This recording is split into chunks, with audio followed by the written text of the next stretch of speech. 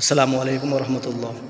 আমার পিছনে যে মসজিদটি দেখতে পাচ্ছেন, এটি হলো আমার মামাদের গ্রামের মসজিদ। তো এই মসজিদটা আগে এরকম ছিল না। আগে খুব ছোট মসজিদ ছিল, যেখানে মাত্র 30 থেকে 40 জন নামাজ পড়তে পারত। এখন কিন্তু মসজিদ মাশাআল্লাহ খুব সুন্দর হয়েছে। তো প্রায় 150 জন মতো নামাজও পড়তে পারবে। গ্রামের মধ্যে শিরক বিদআতে ভর্তি ছিল, এখন কিন্তু গ্রাম অনেকটাই পরিবর্তন হয়েছে। মাজার পীর এই নিয়ে ব্যস্ত ছিল, কিন্তু গ্রামের মধ্যে অনেক পরিবর্তন এসেছে।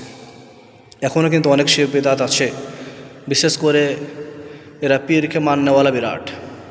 সেদিন একটা আমাদের বিয়ে ছিল, তো বিয়ের মধ্যে কোনো মৌলানা সাহেবকে মিলাদের জন্য ডাকা হয়নি, বরঞ্চ একটা পীর সাহেবকে ডাকা হয়েছে। এবং পীর সাহেবও এরকম যে তার মুখে দাড়ি পর্যন্ত নেই, আর তাকে নিয়েই মিলাদ পড়ানো হলো।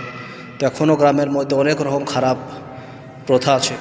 সবাই আমরা দোয়া করব যেন এই গ্রামটা আল্লাহ পাক, গ্রামের মানুষকে আল্লাহ পাক যেন হিদায়াত দান করে, আর সকলে যেন সঠিক রাস্তায় আসে।